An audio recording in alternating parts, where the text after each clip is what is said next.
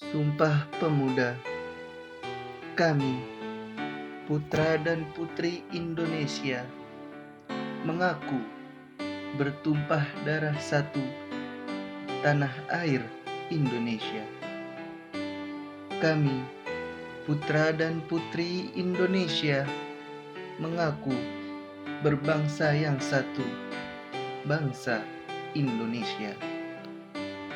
Kami, putra dan putri Indonesia, menjunjung bahasa persatuan, bahasa Indonesia. Bahasa Indonesia lahir pada tanggal 28 Oktober 1928. Pada saat itu, para pemuda dari berbagai pelosok Nusantara berkumpul dalam kerapatan pemuda dan berikrar satu bertumpah darah yang satu. Tanah Indonesia. Dua berbangsa yang satu. Bangsa Indonesia. Dan tiga menjunjung bahasa persatuan. Bahasa Indonesia. Ikrar para pemuda ini dikenal dengan nama Sumpah Pemuda. Unsur yang ketiga dari Sumpah Pemuda merupakan pernyataan tekad bahwa bahasa Indonesia merupakan bahasa persatuan bangsa Indonesia. Pada tahun 1928 itulah bahasa Indonesia dikukuhkan kedudukannya sebagai bahasa nasional.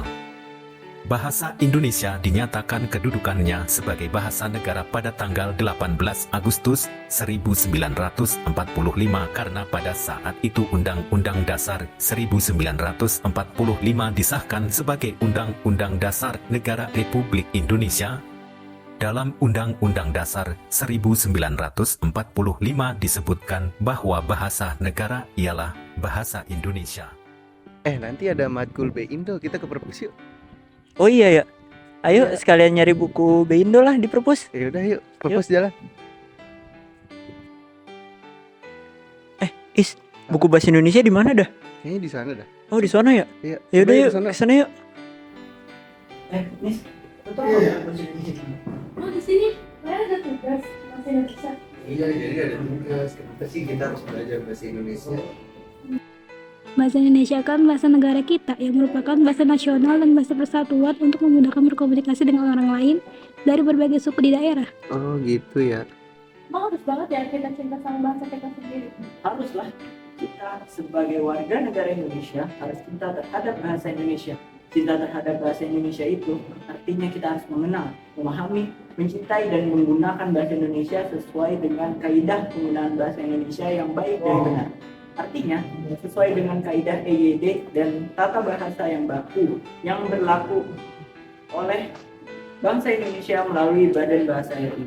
Kemudian penggunaan bahasa yang baik artinya kita harus menggunakan bahasa Indonesia secara komunikatif sesuai dengan konteks sosial, agama, budaya, pendidikan dan lingkungan dimanapun kita berada.